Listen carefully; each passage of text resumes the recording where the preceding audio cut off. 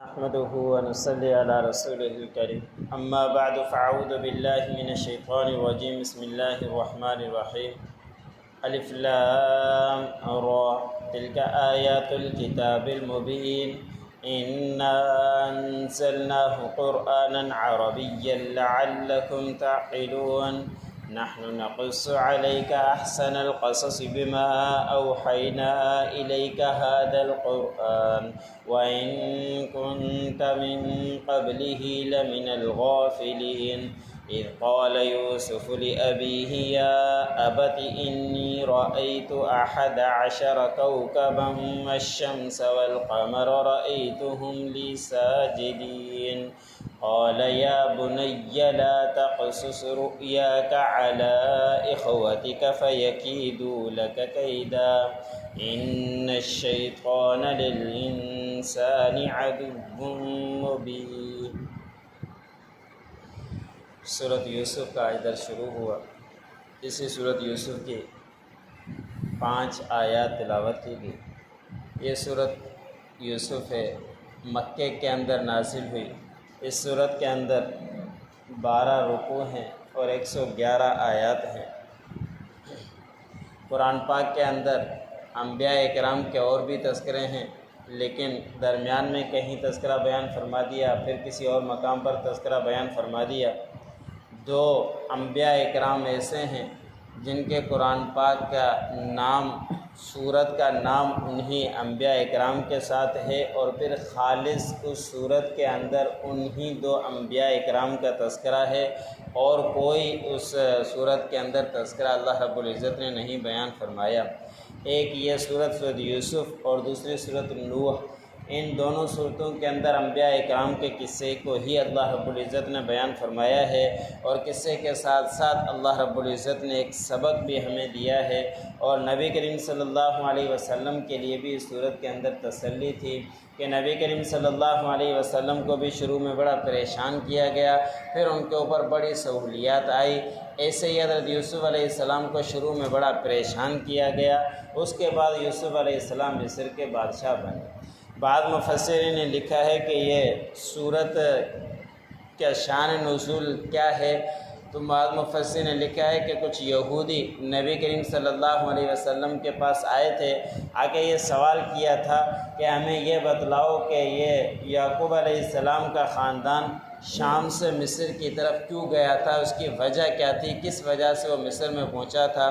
اس وقت کوئی تاریخی کتابیں تھی نہیں، کوئی معلومات تھی نہیں، کوئی اطلاع ہوتی نہیں تھی۔ اب کہ پورا خاندان شام کو چھوڑ کر مصر کی طرف کیوں گیا، ان کے دماغ میں یہ تھا کہ اس کا جواب نہیں دے پائیں گے تو پھر ہم بول دیں گے کہ یہ جھوٹے ہیں۔ تو جب یہودیوں نے یہ سوال کیا تو اللہ رب العزت نے یہ پوری صورت نازل اتار دی، اور اس پوری صورت کے اندر سارا واقعہ اللہ رب العزت نے بیان فرما دیا کہ یعقوب علیہ السلام کا خاندان شام سے مصر کی طرف کیوں گیا۔ اس صورت کے اندر سب سے پہلے حروف مقطعات بیان فرمائے ہیں، جو 29 صورتوں کے شروع کے اندر اللہ رب العزت نے یہ حروف مقطعات بیان فرمائے ہیں، اور اس کا کیا معنی ہے سوائے اللہ کے مفسر نے لکھا ہے اس کو کوئی نہیں جانتا کہ واللہ عالم بمرادہ،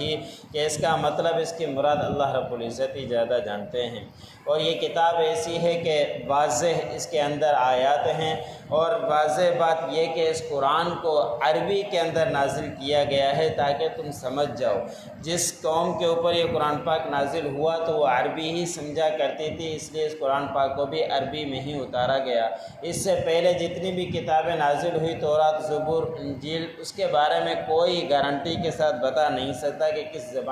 زبان میں نازل ہوئی تھی۔ یہ واحد قرآن پاک کا مرتبہ ہے، شان ہے کہ اس کو واضح اللہ رب العزت نے خود کہہ دیا کہ اس کو ہم نے عربی زبان کے اندر نازل کیا تاکہ تمہاری زبان بھی عربی ہے، تم اس کو صحیح طریقے سے سمجھ سکو۔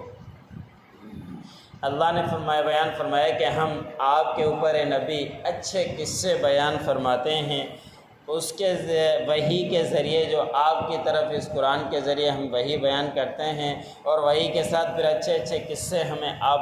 آپ کو سناتے ہیں، اور آپ ان قصوں سے اس سے پہلے غافل تھے، آپ کو کوئی معلوم نہیں تھا کہ یوسف علیہ السلام شام سے مصر کیوں آئے، ان کا خاندان، ان کی اولاد کیا تھی، آپ اس بارے میں کوئی جانا نہیں کرتے تھے۔ یہ اللہ رب العزت وحی کے ذریعے ہی تمہیں ساری باتیں بتلاتے ہیں۔ حضرت یوسف علیہ السلام نے ایک دن خواب دیکھا، اور وہ خواب یہ تھا کہ حضرت یوسف علیہ السلام نے دیکھا کہ میں 11 ستارے ہیں، اور ایک سورج ہے اور دوسرا چاند ہے، یہ مجھے سجدہ کر رہے ہیں۔ حقیقت میں سجدہ مراد نہیں ہے، اسے یہ کہ اس کی عزت اور تعظیم کر رہے ہیں۔ تو یہ خواب جنہوں نے اپنے والد سے بیان کیا، حضرت یعقوب علیہ السلام کے مفسر نے لکھا ہے کہ کافی بیویاں تھیں، 4 تھیں، کچھ کہتے ہیں کہ 2 تھیں، ایک سے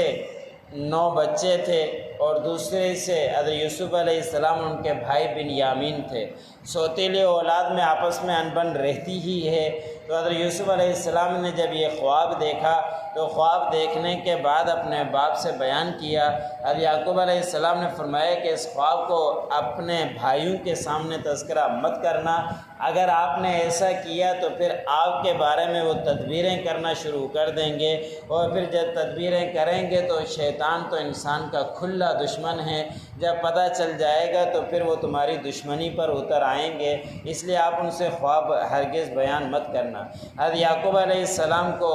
یوسف علیہ السلام سے بڑا پیار اور محبت تھی۔ حدیث مبارک میں آتا ہے کہ حضور صلی اللہ علیہ وسلم جب معراج پر گئے تو حضرت یوسف علیہ السلام سے ملاقات ہوئی۔ حضرت یوسف علیہ السلام سے ملاقات کے بعد جب واپس آئے تو نبی کریم صلی اللہ علیہ وسلم نے بیان فرمایا کہ حضرت یوسف علیہ السلام کا ایسا حسن تھا کہ اللہ رب العزت نے 2 حصے حسن کے کیے، ایک حسن یوسف علیہ السلام کو دیا اور دوسرا پوری دنیا کے اندر تقسیم کیا۔ اس سے نوجوان و خوبصورت حضرت یوسف علیہ السلام تھے، اس لیے والد کی محبت یوسف علیہ السلام سے زیادہ تھی، اس لیے والد صاحب نے کہا کہ یہ خواب اپنے بھائیوں کے سامنے بیان مت کرنا۔ ظاہری خواب تھا کہ 11 آپس میں یہ بہن بھائی ہیں، وہی سجدہ کریں گے، اور سورج اور چاند سے مراد یہ والدین ہے کہ ایک والد اور والدہ یہ سجدہ کریں گے، اس لیے خواب بیان ہرگز آپ مت کرنا۔ خواب کبھی کے بارے میں یہ بات بھی یاد رکھیں کہ انسان کو خواب آتے ہی رہتے ہیں، جب انسان سو جاتا ہے تو اس کو خواب آ جاتے ہیں۔ تو نبی کریم صلی اللہ علیہ وسلم نے خواب کے متعلق بیان فرمایا کہ اگر تم خراب خواب دیکھو تو اپنی بائیں طرف تھو تھو کر کے دھتکار دو، اور اس کے بعد واضح تھوک نہیں، بس ہلکی سی نکالنے کے بعد اعوذ باللہ من الشیطان الرجیم پڑھ کر سو جایا کرو۔ اس کے بعد جو خواب ہوگا وہ آپ لوگوں کو تکلیف نہیں پہنچائے گا، جس طرح بھی برا خواب ہو۔ بعض اوقات خواب تو برا دیکھتا ہے انسان، لیکن اس کی تعبیر بڑی ہی اچھی ہوا کرتی ہے، اور بعض اوقات انسان خواب اچھا دیکھتا ہے لیکن اس کی تعبیر الٹ ہی ہوا کرتی ہے۔ حضرت صلی اللہ علیہ وسلم کی چچی نے خواب دیکھا، اور وہ خواب دیکھنے کے بعد نبی کریم صلی اللہ علیہ وسلم کے سامنے آئی۔ نبی کریم صلی اللہ علیہ وسلم کے سامنے گھبرا کر کہنے لگی کہ میں نے خواب دیکھا ہے۔ حضرت صلی اللہ علیہ وسلم نے فرمایا کہ کیا خواب دیکھا ہے؟ کہا کہ بہت برا خواب دیکھا ہے۔ حضرت صلی اللہ علیہ وسلم نے فرمایا کہ بیان تو کریں کہ کیا خواب ہے؟ تو اس چچی نے کہا کہ میں نے خواب میں دیکھا کہ آپ کے جسم کا ایک ٹکڑا میری گود میں آ گیا ہے، اور اس وجہ سے میں گھبرا رہی ہوں۔ اور وہ وقت ایسا تھا کہ یہودی نبی کریم صلی اللہ علیہ وسلم کے دشمن تھے، اور ان کی چچی کو بھی یہی خوف ہوا کہ ایسے نہ ہو کہ یہودیوں نے آپ صلی اللہ علیہ وسلم کو نقصان پہنچائے اور وہی گوشت کا ٹکڑا میری گود میں آیا ہو۔ اور وہ وقت ایسا تھا، حضرت طلحہ رضی اللہ تعالیٰ عنہ کے بارے میں آتا ہے کہ بیمار ہوئے، بیمار کی حالت میں سخت کیفیت ہوئی، کومے میں آئے، انتقال کا وقت قریب ہونے ہی والا تھا۔ تو اس وقت انہوں نے کہا کہ اگر میرا رات کے وقت میری میت ہو جائے تو رات کے وقت نبی کریم صلی اللہ علیہ وسلم کو میرے جنازے میں مت بلانا۔ لوگ حیران ہو گئے، کچھ لوگوں نے کہا کہ یہ منافق ہو گیا، کچھ لوگوں نے کچھ باتیں کی، کچھ لوگوں نے کچھ باتیں کی۔ حضرت طلحہ رضی اللہ تعالیٰ عنہ کو ہوش آیا، ہوش کے اندر کہنے لگے کہ آپ کی باتیں میں سن رہا ہوں، میں نہ منافق ہوا ہوں، نہ میں نے غلط باتیں کی ہے، میں صحیح باتیں کر رہا ہوں۔ اس لیے کہ یہ رات کو وقت ایسا، آج کل کی کیفیت ایسی ہے کہ یہودی نبی کریم صلی اللہ علیہ وسلم کے دشمن ہیں، وہ موقع کی تلاش میں ہے، اور نبی کریم صلی اللہ علیہ وسلم رات کو میرے جنازے انداز میں آئے، ایسے نہ ہو کہ یہودی نقصان پہنچا دیں، اس لیے رات کے وقت نبی کریم صلی اللہ علیہ وسلم کو مت بلانا تاکہ نبی کریم صلی اللہ علیہ وسلم کو نقصان نہ پہنچے۔ تو حضرت صلی اللہ علیہ وسلم کی چچی نے خواب بتلایا تو حضرت صلی اللہ علیہ وسلم نے فرمایا کہ آپ کا خواب اچھا ہے، اس کے اندر کوئی برائی نہیں ہے، آپ نے یہ دیکھا ہے کہ میری بیٹی فاطمہ کے ہاں بچہ پیدا ہوگا جو آپ کی گود کے اندر کھیلے گا، اور وہی ہوا۔ حضرت فاطمہ رضی اللہ تعالیٰ عنہ کے گھر حسین رضی اللہ تعالیٰ عنہ پیدا ہوئے۔ حضرت حسین رضی اللہ تعالیٰ عنہ حضرت صلی اللہ علیہ وسلم کی چچی کی گود میں کھیلا کرتے تھے۔ تو اس لیے خواب کا بیان کرنا بھی نبی کریم صلی اللہ علیہ وسلم نے فرمایا کہ خواب تم دیکھو تو دیکھنے کے بعد دو اشخاص کو بتلاؤ، ایک یہ کہ جو تمہاری خواب کی تعبیر اچھے طریقے سے بتلانے والا ہو اس کو بتلاؤ، دوسرا یہ کہ آپ کا دوست ہو اور اچھا ہی دوست ہو اس کو بتلاؤ، اور کسی کو مت بتلانا، اس لیے کہ جو خواب کسی کو بتلایا جائے اور پھر وہ ایرے غیرے ہو، کوئی خواب کی ایسے ہی مار دے اور پھر خواب کی تعبیر ایسے ہی ہو جاتی ہے، اس لیے خواب ایرے غیرے کو نہ بتلایا جائے، یا کسی عالم مفتی کو بتلایا جائے یا اپنے کسی اچھے دوست کو بتلایا جاتا ہے تاکہ خواب کی تعبیر اچھی ہو سکے۔ الف لام را واللہ عالم بمرادہ تلک آیات الکتاب المبین، یہ آیات ہیں واضح کتاب کی۔ انا انزلناہ قرآنا عربیا لعلکم تعقلون، بے شک ہم نے اس قرآن کو نازل کیا ہے عربی زبان میں شاید کہ تاکہ تم سمجھو۔ نحن نقص علیک احسن القصص، ہم بیان کرتے ہیں آپ کے اوپر اچھے قصے، بما اوحینا الیک ھذا القرآن، اور جو ہم نے وحی کی ہے آپ کی طرف اس قرآن کے ذریعے، اس کے ذریعے ہم آپ کو قصے بیان کرتے ہیں۔ وَإِن كُنتَ مِن قَبْلِهِ لَمِنَ الْغَافِلِينَ، اور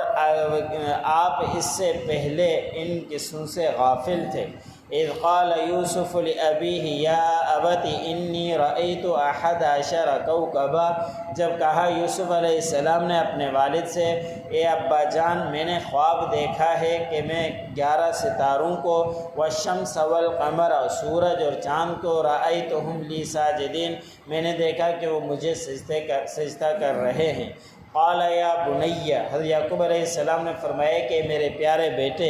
لا تقصص رؤیاک علی اخوتک، آپ اپنے یہ خواب اپنے بھائیوں کے سامنے بیان مت کرنا، فیکیدوا لک کیدا، پس وہ آپ کے لیے تدبیریں کریں گے۔ ان الشیطان للانسان عدو مبین، بے شک انسان شیطان کا کھلا